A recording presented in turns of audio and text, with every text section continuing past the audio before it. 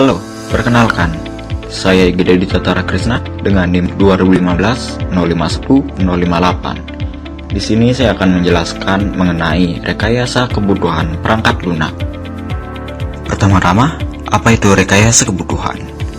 Rekayasa kebutuhan adalah proses mencari tahu, menganalisis, mendokumentasikan, dan memeriksa layanan atau servis yang pengguna kebutuhan terhadap perangkat lunak dan batasan yang akan dioperasikan pada proses pengembangan perangkat lunak. Lalu, siapa yang melakukan rekayasa kebutuhan?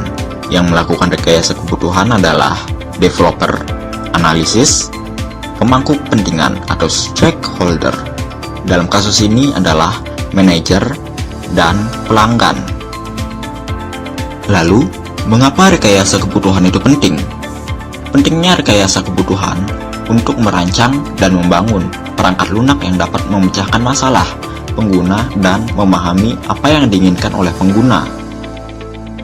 Lalu selanjutnya adalah proses dalam rekayasa kebutuhan. Dalam hal ini ada 5 tahap, di mana yang pertama adalah analisis, memulai pengumpulan kebutuhan dan aktivitas analisis dengan mengumpulkan semua informasi dari pelanggan yang dapat digunakan untuk mengembangkan perangkat lunak.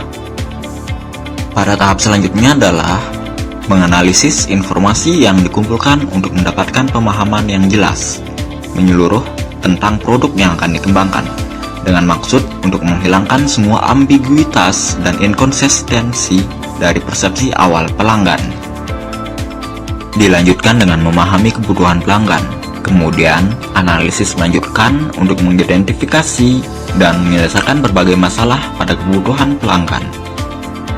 Kemudian, yang terpenting adalah analisis harus mengidentifikasi dan menghilangkan masalah anomali, inkonsistensi, dan ketidaklengkapan informasi.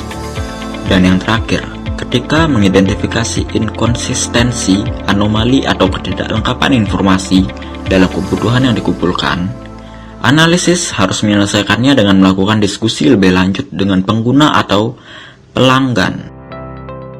Hey, perkenalkan, nama saya Video Diantara Miarsa Puja dengan NIM 2015051008. Di sini saya akan melanjutkan penjelasan dari rekan saya, yaitu Dita Tatara Krisna, mengenai rekayasa kebutuhan.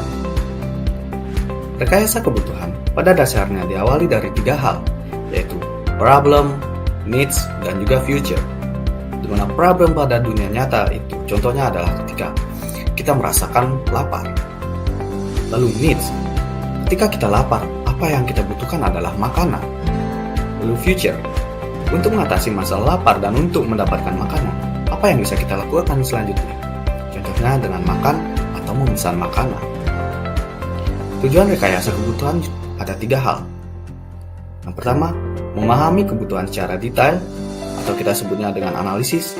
Yang kedua, mendeskripsikan kebutuhan dengan jelas kepada pelanggan atau klien, memastikan pelanggan tersebut memahami deskripsi kebutuhan dan implikasinya.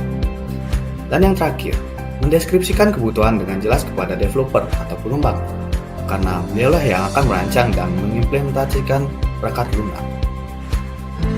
Untuk memberikan kejelasan, kebutuhan dikategorikan menurut tingkat dan jenis yang berbeda. Yang pertama, business requirement atau kebutuhan bisnis. Yang kedua, user requirement atau kebutuhan pengguna. Dan yang terakhir, system requirement atau kebutuhan sistem. Business requirement. Business requirement yaitu spesifikasi kebutuhan dari sisi pemangku kepentingan yang menggambarkan tentang karakteristik sistem yang diusulkan berdasarkan kebutuhan pengguna akhir sistem. Business requirement menjelaskan mengapa organisasi melakukan proyek tersebut, manfaat apa yang diharapkan organisasi terhadap pengembangannya, atau ekspektasi pelanggan terhadap produk. Contohnya, kami membutuhkan sistem penjualan yang baru yang dapat memperkirakan penjualan bulanan yang akurat. User requirement.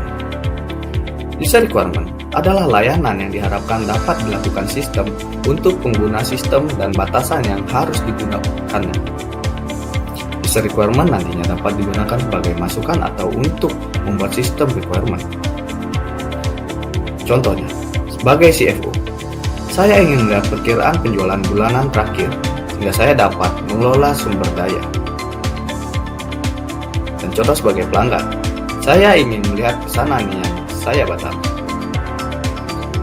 Dan yang terakhir, sistem requirement atau kebutuhan sistem.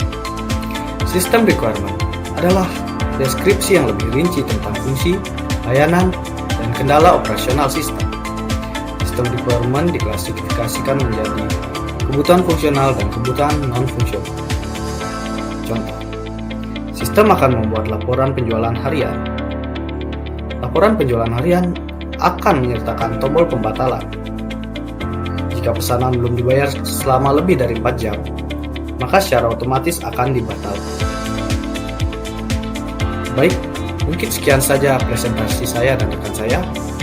Jika ada kesalahan, mohon dimaafkan, dan kami ucapkan terima kasih. Created using Powtoon.